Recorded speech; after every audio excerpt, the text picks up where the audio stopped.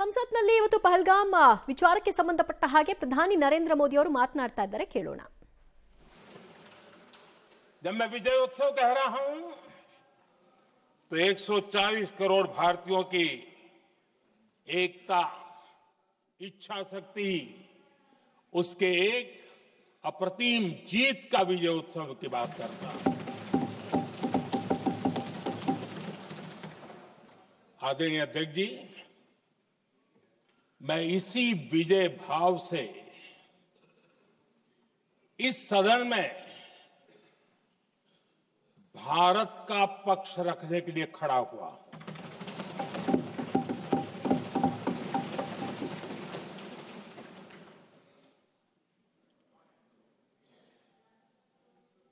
और जिन्हें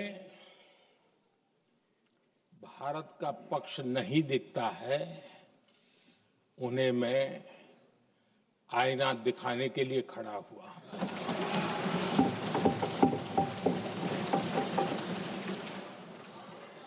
आदरणीय अध्यक्ष जी, मैं 140 करोड़ देशवासियों की भावनाओं में अपना स्वर मिलाने के लिए उपस्थित हुआ हूं. ये 140 करोड़ देशवासियों की भावना के जो गुंज है, जिस सदन में सुनाई दी है, मैं उसे अपना एक स्वर मिलाने खड़ा हुआ. आदरणीय अध्यक्ष जी, ऑपरेशन सिंदूर के दरमियान जिस प्रकार से देश के लोगों ने मेरा साथ दिया, मुझे आशीर्वाद दिए, देश की जनता मुझ पर कर्ज है. मैं देशवासियों का आभार व्यक्त करता हूं. मैं देशवासियों का अभिनंदन करता हूं. आदरणीय अध्यक्ष जी, 22 अप्रैल को पहलगाम में जिस प्रकार की क्रूर घटना घटी, जिस प्रकार आतंकवादियों ने निर्दोष लोगों को उनका धर्म पूछ पूछ करके गोलियां मारी, ये क्रूरता की पराकाष्ठा थी. भारत को हिंसा की आग में झोंकने का ये सुविचारित प्रयास था. भारत में दंगे फैलाने की ये साजिश थी. मैं आज देशवासियों का धन्यवाद करता हूं कि देश ने एकता के साथ उस साजिश को नाकाम कर दिया.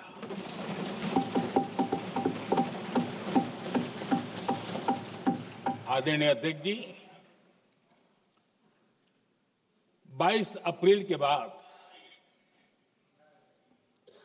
मैंने एक सार्वजनिक रूप से,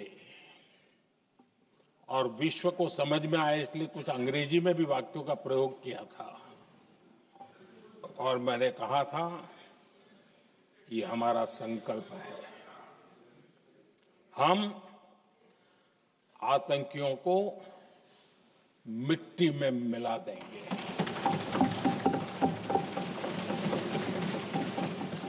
और मैंने सार्वजनिक रूप से कहा था सजा उनके आकाओं को भी होगी, और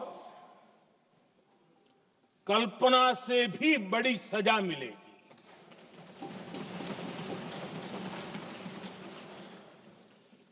22 अप्रैल को मैं विदेश था. मैं तुरंत लौट के आया,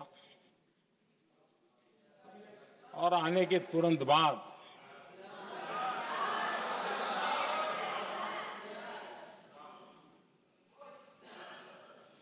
मैंने एक बैठक बुलाई और उस बैठक में हमने साफ साफ निर्देश दिए कि आतंकवाद को करारा जवाब देना होगा और ये हमारा राष्ट्रीय संकल्प है। आदरणीय अध्यक्ष जी, हमें हमारे सैन्य बलों की क्षमता पर पूरा विश्वास है, पूरा भरोसा है उनकी क्षमता पर, उनके सामर्थ्य पर, उनके साहस पर। सेना को कार्रवाई की खुली छूट दे दी गई और यह भी कहा गया कि सेना तय करें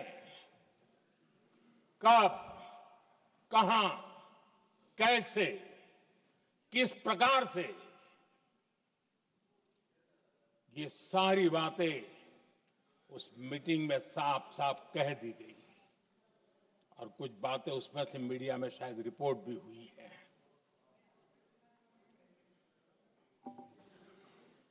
हमें गर्व है आतंकियों को वो सजा दी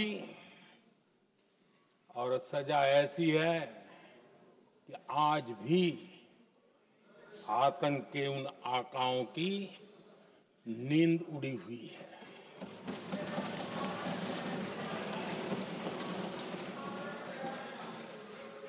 आदरणीय अध्यक्ष जी, मैं हमारी सेना की सफलता के उससे जुड़े भारत के उस पक्ष को सदन के माध्यम से देशवासियों के सामने रखना चाहता हूं। पहला पक्ष, पहलगाम हमले के बाद से ही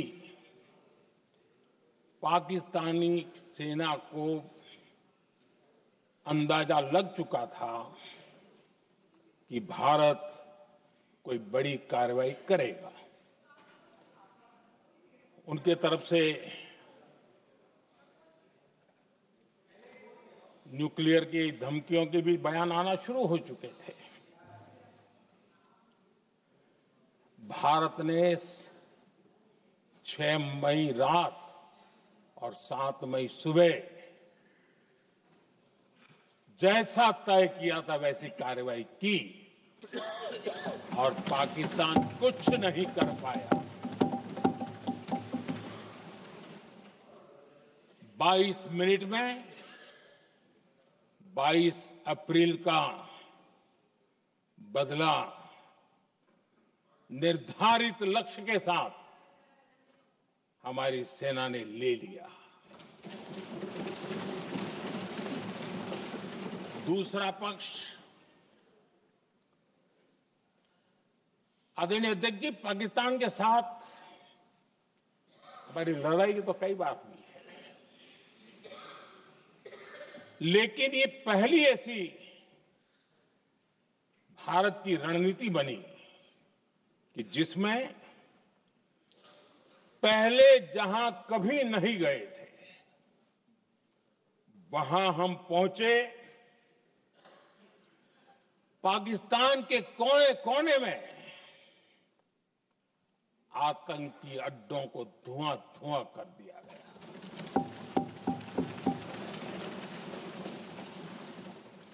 आतंक के गढ़ कोई सोच नहीं सकता कि वहां तक कोई जा सकता है। बहावलपुर और मुर्ग उसको भी जमीन दोस्त कर दिया गया। आदरणीय अध्यक्ष जी, हमारे सेनाओं ने आतंकी अड्डों को तबाह कर दिया। तीसरा पक्ष, पाकिस्तान की न्यूक्लियर धमकी को हमने झूठा साबित कर दिया।